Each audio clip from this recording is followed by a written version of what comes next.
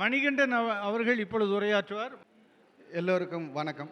இங்கே வந்திருக்கும் ஜோதிட ஆசான்களுக்கும் குருமார்களுக்கும் எல்லோருக்கும் என் வணக்கத்தை தெரிவித்துக் கொண்டு, இங்கு இந்த கருத்தரங்கத்தை நடத்தும் முனைவர் காசு ராதாகிருஷ்ணன் ஐயா கேபி முறை அவர்களுக்கும் என் தலை சார்ந்த நன்றியை தெரிவித்துக் கொண்டு வணக்கத்தையும் தெரிவித்துக் கொண்டு, நான் ஒரு பொதுவான கருத்தாக சொல்ல வந்திருக்கேன்.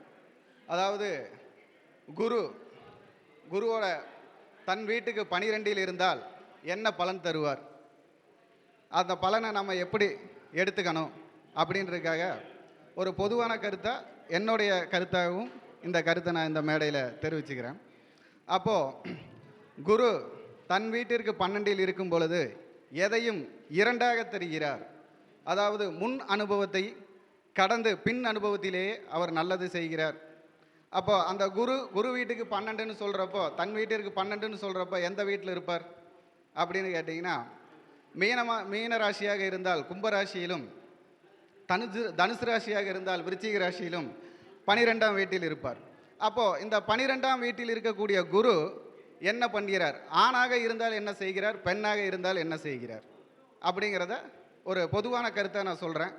இங்கே இருக்கும் ஜோதிட ஆசான்களும் ஜோதிட வல்லுநர்களும் அதில் இருக்கும் தவறை பொறுத்து கொள்ளுமாறும் கேட்டுக்கொள்கிறேன். நல்ல கருத்து இருக்கிறத ஏற்றுக்குங்க. அப்போது இந்த குரு தன் வீட்டிற்கு 12 இருக்கும் பொழுது பெண்களாக இருந்தால் ஞானத்தை கொடுக்கிறார், படிப்பை கொடுக்கிறார். அதே போல் குடும்ப வாழ்க்கைங்கிறதுல 2 வாழ்க்கையை கொடுத்துட்றார். இல்லைன்னா இல்லற வாழ்க்கையில் இருக்கிற சுகத்தை கெடுக்கிறார். ஆண்களாக இருந்தால் தன் அனுபவ ரீதியாக ஒரு 40-42 வயசுக்கு மேலே இருந்து தான் முன்னேற்றத்தை தரார். அது வரைக்கும் அனுபவத்தை தான் கொடுக்கிறார், முன்னேற்றத்தை தரதில்லை. அதாவது தன் வீட்டிற்கு தனுசு வீட்டிற்கு விருச்சிகத்தில் இருந்தாலும் சரி, மீன வீட்டிற்கு கும்பத்தில் இருந்தாலும் சரி, அவர் செய்யும் செயல் பின் வாழ்க்கையில் முன்னேற்றம். அதாவது ஒரு 36-37 வயசுல இருந்து தான் முன்னேற்றத்தை தீர்மானிக்கிறார். அப்போ அந்த குரு தான் நமக்கு ஆதாரம்னு சொல்கிறோம். அந்த குருவோட ஆதாரத்திலிருந்து நமக்கு வரக்கூடிய வருமானம், தனம், வாக்கு, குடும்பம் எல்லா விஷயமும் அந்த 40 வயசுலேருந்து தான் செயல்படுது அப்படின்னு குரு தன் வீட்டிற்கு 12 இருக்கும் பொழுது செய்யும் செயல். அதே போல் குரு பொதுவாக 12 இருந்தாலும் சரி, அவர்களுடைய வருமானம் வெளியூரிலோ வெளிநாட்டிலோ இருக்கக்கூடிய வாய்ப்பாக வருகிறது. என்னென்னா குரு பொதுவாக 12 இருந்தாலும் எதையும் 2ஆக செய்கிறார். அதே போல் குரு தன் வீட்டிற்கு 12 இருக்கும் பொழுது எதிர்பாராத விதமாக சொத்துக்கள் வரக்கூடிய வாய்ப்பு இருக்குது. அதாவது பெரியப்பா சொத்து, நம்மளை ஒருத்தர் வளர்த்தெடுத்து தந்தவங்க சொத்து, அந்த மாதிரி எதிர்பாராத விதமாக கிடைக்கக்கூடிய சொத்து கிடைக்கிறதுக்கு வாய்ப்பு இருக்குது. அது எந்த வயசுலேருந்து ஒரு 40 வயசு கடந்ததுக்கப்புறம்.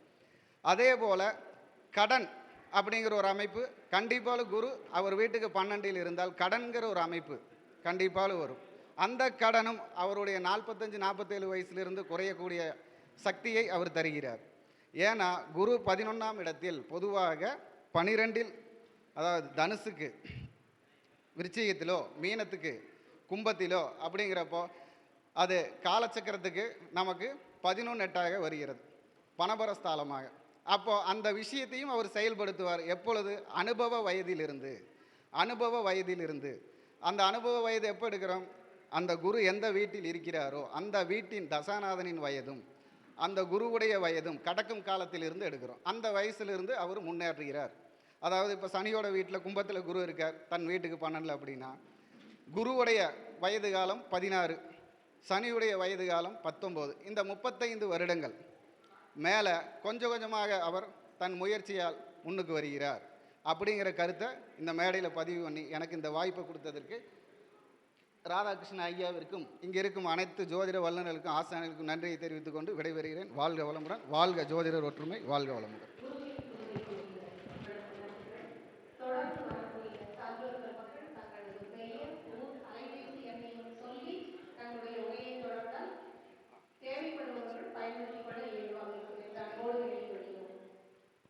என்னுடைய பெயர் மணிகண்டன், கே மணிகண்டன்.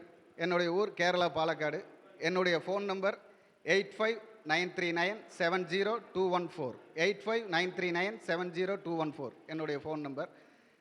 வணக்கம், வாழ்க வளம்.